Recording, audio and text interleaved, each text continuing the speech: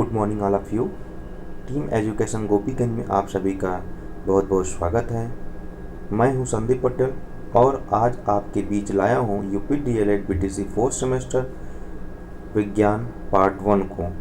दोस्तों, इस वीडियो में परीक्षा में पूछे जाने वाले अति संभावित प्रश्नों को संकलित किया गया है। तो इस वीडियो का लाभ लेने के लिए आप इस वीडियो के अंत तक बने रहें और यदि आप हमारे चैनल पर नए हैं तो हमारी वीडियो को लाइक करें, शेयर करें तथा सब्सक्राइब करें और अपने दोस्तों को भी सब्सक्राइब और शेयर करने, लाइक करने के लिए आमंत्रित करें तथा बेल आइकन को जरूर दबाएं, जिससे हमारी वीडियो की सारी नोटिफिकेशन आप तक सुगमता से पहुंचता रहें। तो बिना देर किए हुए चलते हैं अपने वीडियो के टॉपिकों पर। तो देखते हैं पहला प्रश्न क्या है आपके बीच। पहला प्रश्न है, रुधिरदाता और रुधिरग्राही की तालिका से स्पष्ट करिए। तो पहला प्रश्न क्या है, रुधिरदाता और रुधिरग्राही को तालिका बनाकर स्पष्ट करना है। तो देख लेते हैं कैसे बनाया जाता है। दाता ग्राही का एक टेबल बनेगा जिसमें एक रुधिर वर्ग बनाना होगा। उसके बाद रुधिर वर्ग को अलग अलग लिखना होगा और रुधिर वर्ग को एक लाइन में लिखना होगा। अब ये देखा जाता है कि कौन दाता है। अगर ये देने वाला है तो कौन कौन लेगा, अगर ये देने वाले हैं तो कौन कौन लेंगे। तो जैसे ए है, अगर ये देने वाला है तो किसको दे सकता है, केवल ए को और ए बी को। बी है तो बी किसको दे सकता है, केवल बी को और ए बी को दे सकता है। ए बी है तो ए बी किसको दे सकता है, केवल वो ए बी अपने को ही देता है। ओ है तो किसको देता है, ओ जो है सभी को देता है। ए बी और ओ सभी को देता है। आशा करता हूँ आपको समझ में आ गया होगा। अगले वीडियो की तरफ चलते हैं, अगले प्रश्न की तरफ। देखते हैं अगला प्रश्न क्या है। तो अगला प्रश्न है उसी से संबंधित, अर्थात आपको बताना है कि सर्वदाता रक्त ग्रुप और सर्वग्राही रक्त ग्रुप का नाम बताना है। यानी सर्वदाता ब्लड ग्रुप क्या होता है आपका, ओ होता है, आपने देखा पिछले प्रश्न में कि ओ सभी को दे रहा था, ए बी और ओ को भी दे रहा था। किंतु ए बी क्या था, ए बी सर्वग्राही था क्योंकि वह केवल सबसे लेता था। यानी ओ ए से लेता था, बी से लेता था, ए बी से लेता था और ओ से भी लेता। इस प्रकार ओ को सर्वदाता देने वाला और बी को सर्वग्राही लेने वाला कहा जाता है। अगले प्रश्न की तरफ चलते हैं। रक्तदाब किसे कहते हैं, इसको कैसे मापा जाता है। रक्तदाब किसे कहते हैं, इसे कैसे मापा जाता है, तो उसको देख लेते हैं। रक्तदाब बंद नलिकाओं में बहता है। रक्तदाब बंद नलिकाओं में बहता है। यह रक्त नलिकाओं की दीवारों पर दबाव डालता है। रक्त द्वारा रक्त नलिकाओं पर डाला गया दबाव रक्तदाब कहलाता है। ठीक है दोस्तों। और है, हृदय प्रकुंचन के समय यह दाब अधिक होता है तथा हृदय शिथिलन के समय कम हो जाता है। रक्तदाब को दाबांतर मापी से मापा जाता है। यानी जब हृदय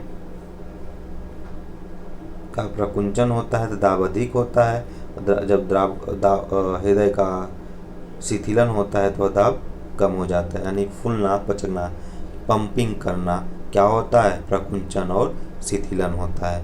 पंपिंग में फूलना, प्रकुंचन और दबना शिथिलन कहलाता है। अगला प्रश्न की तरफ चलते हैं। दिया है मानव रक्त के प्रकार, वर्ग के प्रकार तथा उनमें पाए जाने वाले प्रतिजनन और प्रतिरक्षी को ज्ञात कीजिए। प्रतिजन और प्रतिरक्षी को ज्ञात कीजिए। तो पहले जान लेते हैं मानव रक्त क्या है, उसके बाद मानव रक्त के प्रकार को जान लेते हैं।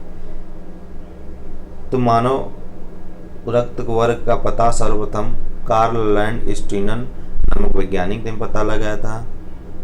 इन्होंने मनुष्य के रक्त को 4 वर्गों में बांटा है, ए बी और ओ। अब इसमें अगर देखें कि प्रतिजन और एंटीजन क्या क्या है, तो रुधिर ए जो होता है उसमें प्रतिजन कैपिटल ए, किंतु प्रतिरक्षी क्या होता है आपका कैपिटल स्मॉल बी हो जाता है। रुधिर वर्ग अगर बी की बात करें तो प्रतिजन आपका बी है और प्रतिरक्षी स्मॉल ए हो जाता है। अगला है यदि ए बी की बात किया जाए तो इसमें प्रतिजन ए बी होता है, प्रतिरक्षी नहीं होता है। ओ की बात करें तो इसमें प्रतिजन कुछ नहीं होता किंतु प्रतिरक्षी ए बी पाया जाता है। अब प्रतिरक्षी और प्रतिजन की परिभाषाओं को देख लेते हैं। प्रतिरक्षी क्या होता है? ये प्रोटीन के बने होते हैं जो प्लाज्मा में पाए जाते हैं। ये दो प्रकार के होते हैं, स्मॉल ए और स्मॉल बी। प्रतिजन क्या होता है? एक ग्लाइकोप्रोटीन से बने होते हैं जो आरबीसी से चिपके रहते हैं। ये भी दो प्रकार के होते हैं किंतु इसके कैपिटल ए और कैपिटल बी से प्रदर्शित किया जाता है। तो चलते हैं अगले प्रश्न की तरफ, देखते हैं। अगला प्रश्न है जैव विकास किसे कहते हैं? जैव विकास किसे कहते हैं? तो देखते हैं इसको क्या कहा जाता है। कालांतर में जीवों की रचना तथा कार्यप्रणाली में क्रमिक परिवर्तनों द्वारा जीवों की उत्पत्ति को जैव विकास कहते हैं। कालांतर में जीवों की रचना तथा कार्यप्रणाली में क्रमिक परिवर्तनों द्वारा जीवों की उत्पत्ति को जैव विकास कहते हैं। अगला है क्या जैव विकास का होना प्रमाणित है? तो देख लेते हैं। जैव विकास की प्रामाणिकता के संदर्भ में दो वैज्ञानिकों, पहला लैमार्क और दूसरा डार्विन का नाम बहुचर्ची है। वर्ष 1974 में फ्रांस वैज्ञानिक लैमार्क के विचारों को लैमार्कवाद के नाम से जाना जाता है। अगले प्रश्न की तरफ चलते हैं। अगला प्रश्न है प्राकृतिक चयनवाद किसे कहते हैं? तो देख लेते हैं। जीवों की संततियां वातावरण में उपलब्ध भोजन, आवास एवं अन्य आवश्यकताओं के लिए संघर्ष करती रहती हैं। इस संघर्ष में वातावरणीय दशाओं के अनुसार उपयोगी जीव का चयन करती हैं। इसे ही प्राकृतिक चयनवाद कहा जाता है। अगले प्रश्न की तरफ चलते हैं। जैव विकास की पुष्टि में जीवों की संरचनात्मक समानताएं कौन सी हैं? तो पहला है समरूप या समवृत्ति संरचना, दूसरा है समजात संरचना। अगला प्रश्न देखते हैं। जीवाश्म विज्ञान किसे कहते हैं? तो उसे देख लेते हैं। अनेक ऐसे जीवों जो लाखों हजारों वर्ष पहले जीवित थे परंतु अब नहीं हैं, उनके अवशेष चट्टानों में दबे मिलते हैं। ऐसे जीवाश्मों को अध्ययन ये जीवाश्म विज्ञान कहलाता है। अर्थात लाखों करोड़ों वर्ष पहले जीवित थे परंतु अब नहीं हैं, केवल उनके अवशेष चट्टानों में दबे मिलते हैं। केवल उनके अवशेष चट्टानों में दबे मिलते हैं। ऐसे जीवाश्म को अध्ययन ही जीवाश्म विज्ञान कहलाता है। अगले प्रश्न की तरफ चलते हैं। पारिस्थितिकीय तंत्र क्या है उसके बारे में जान लेते हैं। पारिस्थितिकीय तंत्र के बारे में तो हमारा पारिस्थितिकीय तंत्र विभिन्न प्रकार के जीव जंतु, पेड़ पौधों से मिलकर बना होता है। संपूर्ण पृथ्वी एक पारिस्थितिकीय तंत्र है। इसके अंतर्गत सभी जीव अपनी खाद्य प्राप्ति के लिए मूल उत्पादक तथा पौधे पर निर्भर होते हैं। अगला है प्रश्न पारिस्थितिकीय तंत्र की संरचना के आधार बताइए। तो पारिस्थितिकीय तंत्र की संरचना का आधार दो होता है, एक अजैविक घटक होता है, एक जैविक घटक होता है। अजैविक में क्या होता है? कार्बनिक पदार्थ, अकार्बनिक और जलवायु आते हैं। और अजैविक में क्या होता है? जैविक में क्या होता है? उत्पाद, हरे पौधे, उपभोक्ता, अपघटन एवं अपरभोजी होता है। अगला प्रश्न चलते हैं अगले प्रश्न की तरफ। खाद्य श्रृंखला से आप क्या अभिप्राय है?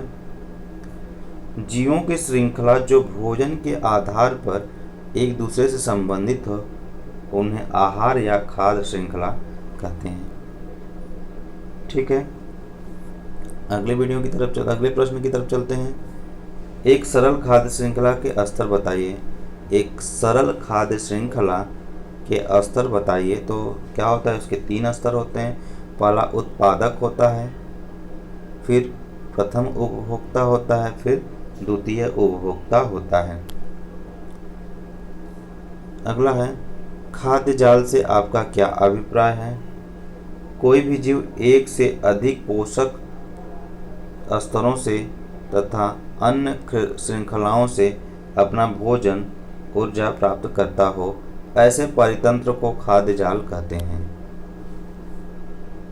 अगला है, पिरामिड क्या है? पारिस्थितिकी पिरामिड क्या है?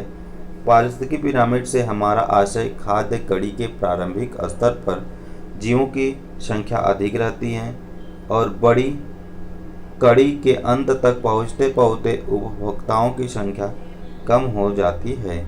इस प्रकार से बना होता है आपका, इस तरह से बना होता है। अनेक जीवों को धीरे धीरे जीवों की जो संख्या होती है वो क्या होती हैं, उपभोक्ताओं की संख्या कम होती रहती है। इसे ही क्या कहते हैं, पारिस्थितिकी पिरामिड कहते हैं।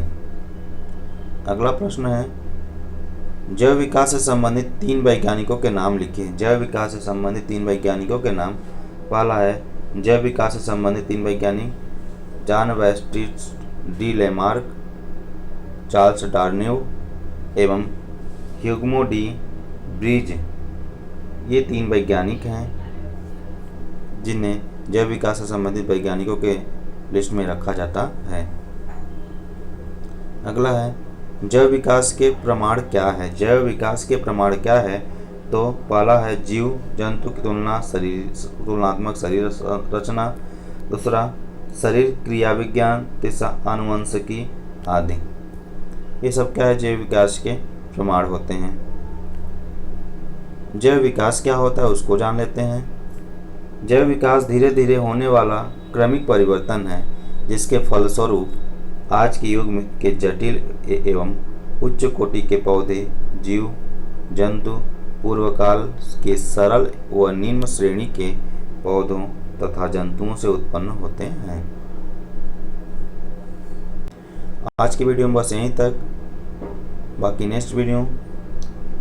यदि दोस्तों हमारा वीडियो आपको पसंद आया हो तो हमारे वीडियो को लाइक, शेयर, सब्सक्राइब करना ना भूलें। जय हिंद, जय भारत दोस्तों।